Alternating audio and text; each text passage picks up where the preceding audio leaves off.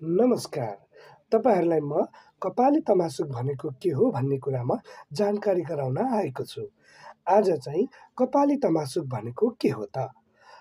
पहिला प्रथम त हामीले हाम्रो गाउँ, घर, छर छिमेकमा आफन्तहरूजनबाट हामीले के गर्छौँ? ऋणहरू लिने गर्छौँ। यो कुरा तपाईँलाई थाहा छ। अहिले पछिल्लो समयमा हामीले सहकारी संस्थाहरूबाट र विभिन्न वित्तीय सङ्घ संस्थाहरूबाट हामीले ऋण लिने गर्दछौँ। त्यो भएको हुनाले पनि जानकारी नहुन सक्छ। तर यो कपाली तमासुकको विषय चाहिँ कानुनी अड्डा अदालतको प्रक्रियामा एकदमै महत्त्वपूर्ण हुन्छ।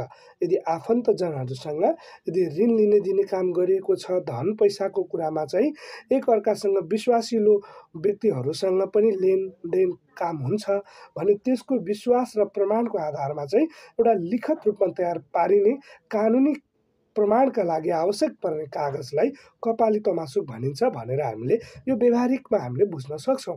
तर महत्त्वपूर्ण कुरा भनेको के हो भने कपाली तमासुक भनेको के हो भन्ने कुरा चाहिँ हामीले जान्नुपर्ने हुन्छ। त्यो भएको हुनाले कपाली तमासुक भनेको के हो त?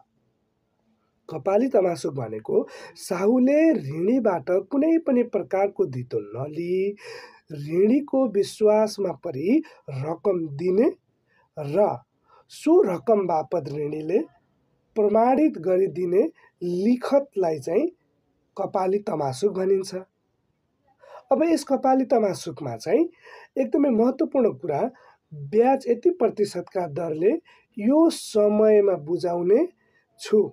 नबुझाएको भाखा नागेमा मेरो घर घरानबाट असुल उपर गर्नु भन्ने बेहोरा महत्त्वपूर्णका साथ यसमा लेखिन्छ भने तपाईँले चाहिँ यसको समय अवधि 10 वर्षको हुन्छ र यो चाहिँ मुलकी देवानी कार्यविधि संहिता 2074 लागू भए पश्चात 50,000 वा सोभन्दा माथिको बिगो भएको घर घरानमा वा हुने लिखतलाई चाहिँ कानुनी मान्यता प्राप्त गर्नका लागि सम्बन्धित पक्षले स्थानीय तह वा स्थानीय तहको वडा कार्यालयमा गएर उपस्थित भई सक्कल लिखतलाई सिरोमा त्यस्तो कार्यालयबाट प्रमाणित गराउनु पर्ने व्यवस्था छ।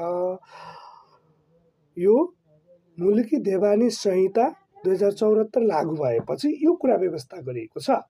त्यसैले यसमा महत्त्वपूर्ण कुरा भनेको धनी र ऋणीको नाम, थर, ठेगाना, उमेर लेख्नुपर्छ, रुपैयाँ किन लिएको यसको कारण लेख्नुपर्छ र कानुनको जिम्मेवारीको रित पुर्याइ दुवै पक्षको ल्याप्चे छैछाप लिनुपर्छ र लिखतको दायाँ किनारामा दुवैजनालाई